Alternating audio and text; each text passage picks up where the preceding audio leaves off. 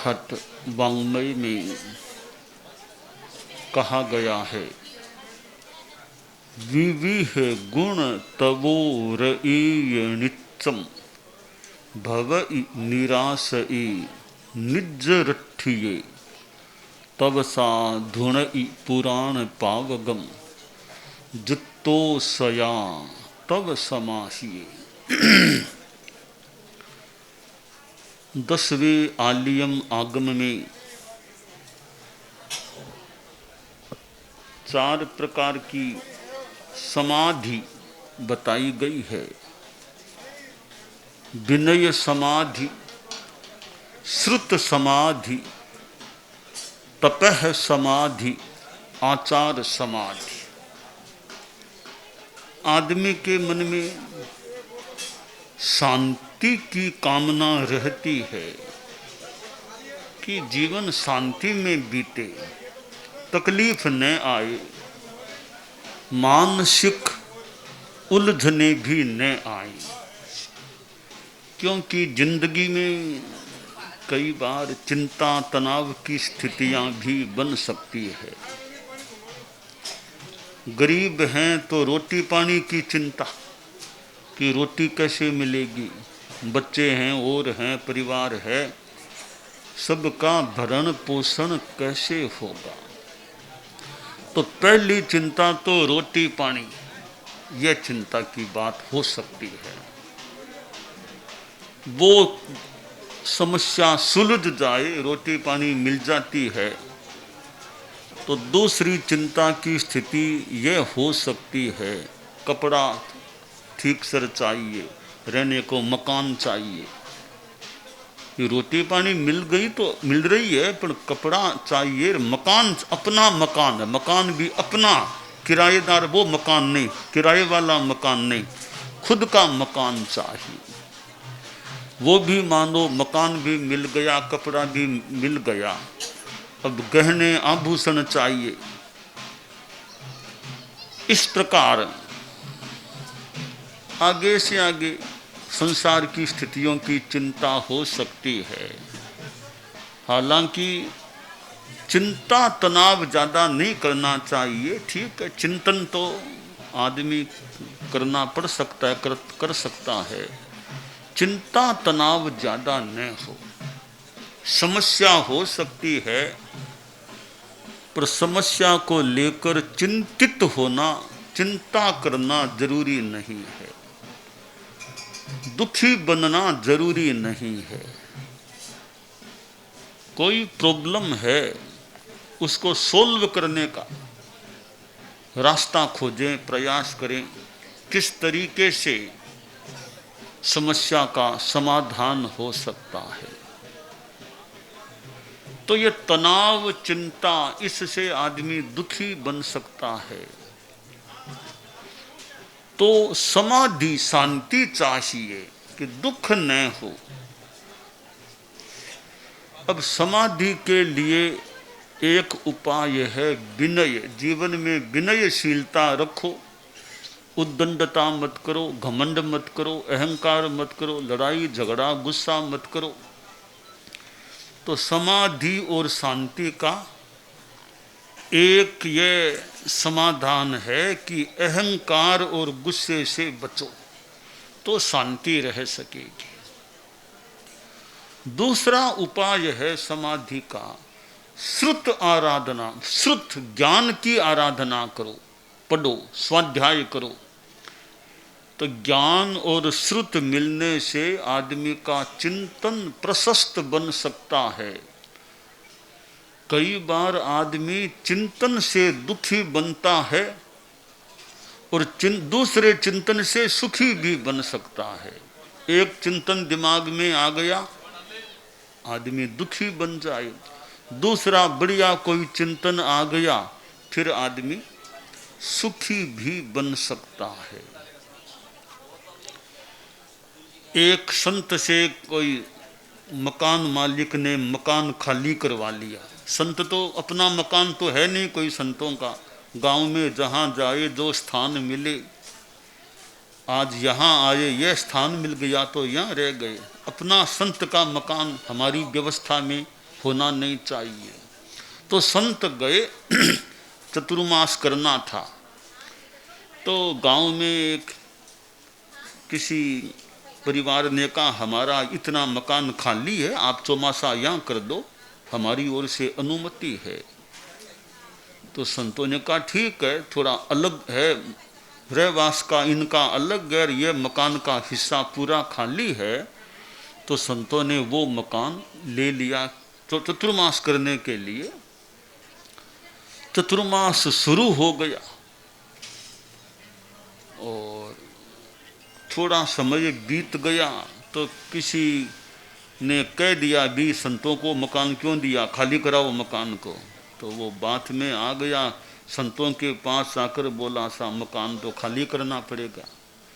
संत बोले भी जो आपकी आज्ञा, हमने तो पूछ कर ही चौमासा यहाँ लगाया था और आपने पूरे चौमासे के लिए स्थान दिया था, फिर भी कोई बात नहीं है, आपकी अब इच्छा नहीं है, हम मकान खाली कर देते हैं।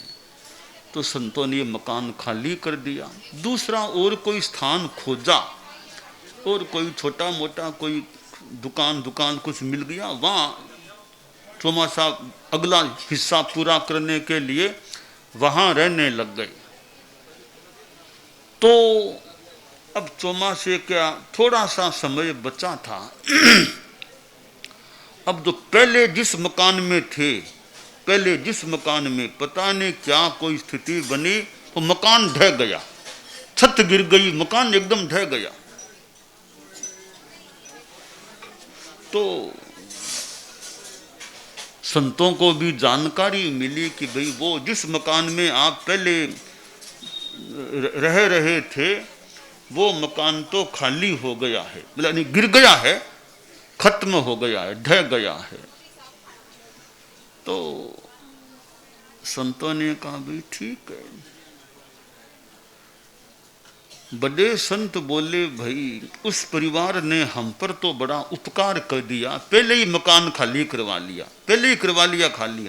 अगर हम उस मकान में आज होते, वो छतें गिरती तो पता नहीं हमारा क्या होता। उस परिवार ने उपकार किया, हमसे पहले ही मकान खाली करवा लिया, हम बच गए, संयम जितना समय पाल सकेंगे। अब एक तो यह चिंतन आया, अब मकान खाली करवाया, तब अगर यह चिंतन आ जाए कि भी हमसे क्यों खाली कराया, पहले तो दे दिया, मन में गुस्सा करे, वो भी हो सकता। जब मकान की छतें गिर गई तब संत यह भी बोल सकते थे कि हमसे खाली करवाया, उसका फल इनको मिल गया, यह भी बोल सकते थे।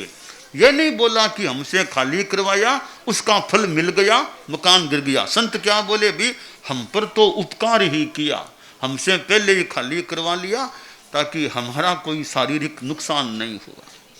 तो चिंतन आदमी का किस प्रकार का है, चिंतन नेगेटिव या असत चिंतन है तो आदमी दुखी भी बन सकता है, चिंतन बढ़िया है तो आदमी शांति में रह सकता है। तो विनय एक उपाय है शांति में रहने का, कि गुस्सा नहीं करना और घमंड नहीं करना। तो मन में शांति के रहने का एक उपाय तो हाथ में आ गया है, श्रुत है, ज्ञान है, ज्ञान में आदमी रहे, धार्मिक ग्रंथों को पढ़े, शास्त्रों को पढ़े, स्वाध्याय करे, तो पढ़ते पढ़ते अच्छी अच्छी जानकारियाँ मिलती हैं, सिद्धांतों की जानकारी मिले। तो स्वाध्याय करने से भी शांति, आनंद की प्राप्ति, अच्छा ज्ञान मिल रहा है, तो पढ़ने से भी समाधि मिल सकती है। श्रुत एक शांति का, समाधि का उपाय बन सकता है। तीसरा उपाय है तपस्या, कि तपस्या करने से भी शांति समाधि मिल सकती है।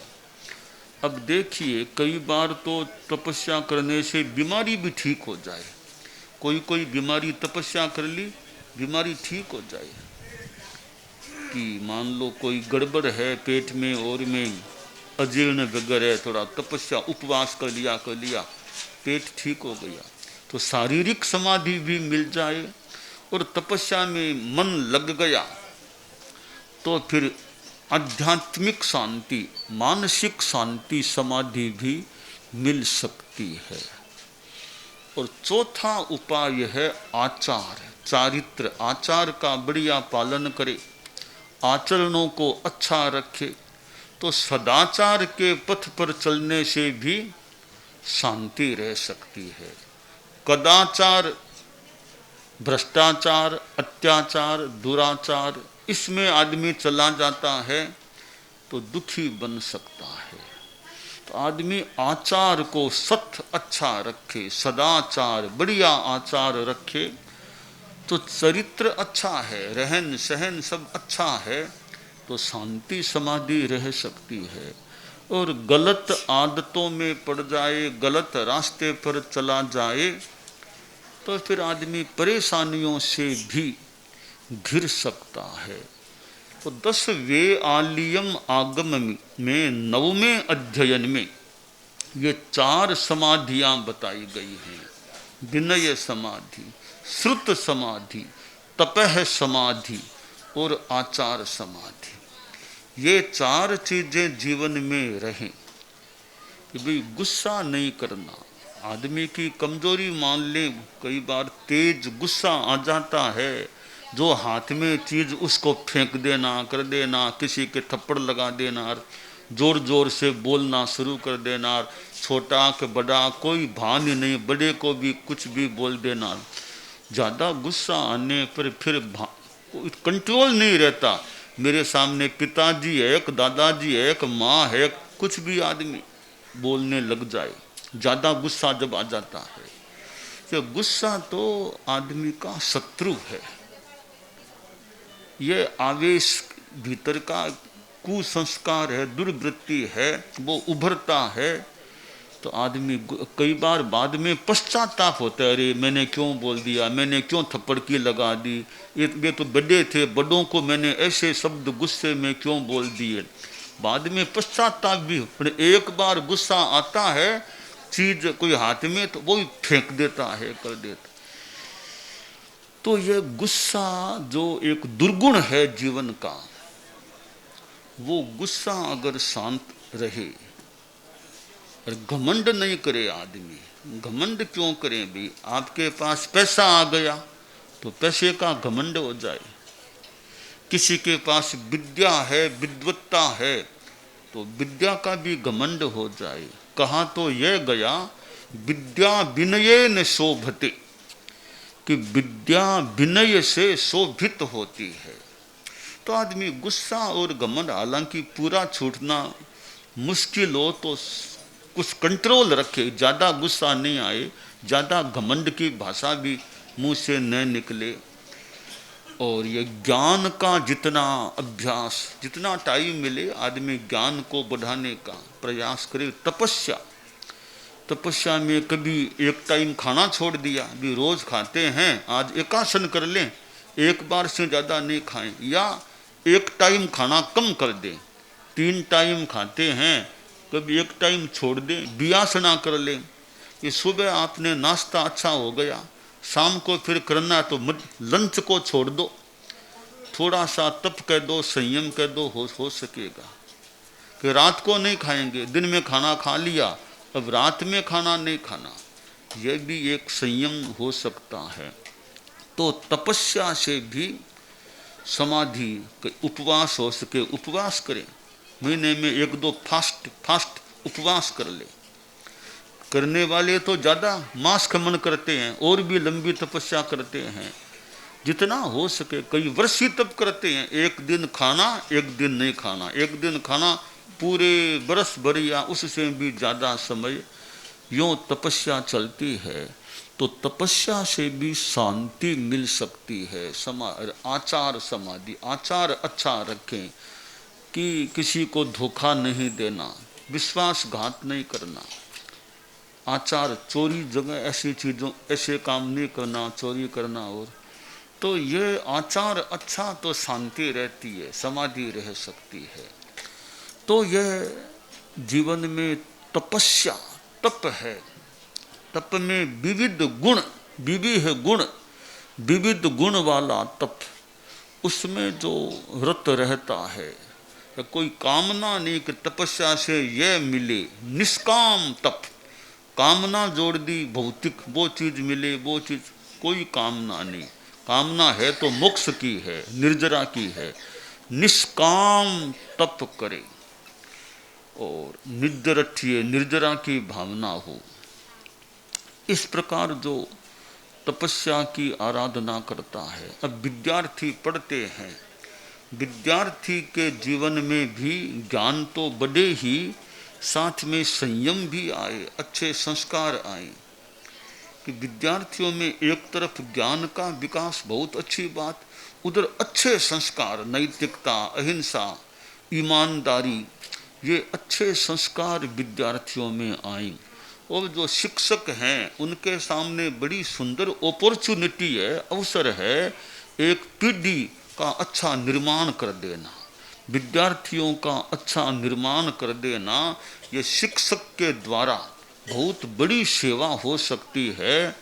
यह जो नई पीढ़ी है इसको संस्कारी बना देना, ज्ञानवान बना देना, तो एक देश के लिए भी अच्छी बात है। बच्चे अच्छे होंगे, देश का भविष्य भी, अगर बच्चे आगे भी अच्छे रहेंगे, देश का भविष्य भी अच्छा हो सकेगा। आखिर बच्चे ही तो बड़े बनते हैं, कितना ही बड़ा आदमी कभी तो बच्चा ही था वो, ये मान के चलें तो बच्चा ही जो अच्छे संस्कार वाला है, ज्ञानी है, बच्चे बड़े बनेंगे, वे अलग अलग क्षेत्रों में जाकर भी अच्छा काम कर सकते हैं। कोई संत परंपरा में आ जाए, कोई राजनीति में चला जाए, कोई और कार्य क्षेत्र में चला जाए, अपने ढंग से वो सेवा कर सकते हैं, पर संस्कार उनके अच्छे हों। कि विद्यार्थियों में भी यह संस्कार भी, ईमानदारी रखनी चाहिए, चोरी धोखाधड़ी इन चीज़ों से बच के रहना चाहिए, जितना संभव हो सके झूठ बोलने से बचना चाहिए। ऐसे संस्कार विद्यार्थियों को मिलते हैं और शिक्षक अपनी शक्ति विद्यार्थियों के निर्माण में लगाते हैं। कि शिक्षक को पढ़ाने का, संस्कार देने का मौका मिला, वो काम शिक्षक करते हैं, उन्हें वेतन भी मिलता है। तो वेतन मिलना तो एक अपेक्षा है, आवश्यकता, इसलिए वेतन लेना है, पर सेवा वो खास बात है। वेतन से भी ऊपर सेवा है, सेवा का स्थान ऊंचा है, वेतन उसके नीचे या बराबर। सेवा से ऊपर का स्थान वेतन का न हो जाए। नाक है और ये भाल है, तो नाक भाल के ऊपर जाएगा तो वो कैसे क्या लगेगा। नाक नाक की जगह ठीक है, भाल भाल की जगह ठीक है, तो वेतन वेतन की जगह, सेवा सेवा की जगह है। कि सेवा बड़ी चीज है, कि विद्यार्थियों में अच्छे संस्कार दे देना, तो यह सेवा शिक्षक वर्ग करता है। इतने विद्यार्थी पढ़ने के लिए आते हैं, उनको तैयार कर देना, संस्कार संपन्न बना देना, ज्ञान संपन्न बना देना, श्रुत संपन्न और शील संपन्न बना देना, ये बहुत अच्छी एक सेवा होती है। तो ये शिक्षक जो गुरु कहलाते हैं, गुरु गुरु जो अंधकार को दूर करे, गुरु, गु शब्दस्त्वंधकारे स्यात्, रु शब्दस्तन निवारक है, अंधकार निरोधित्वात् गुरु ऋत्य विधीयते। गु का मतलब है अंधकार, रु का मतलब उसको निवारित करना, दूर करना।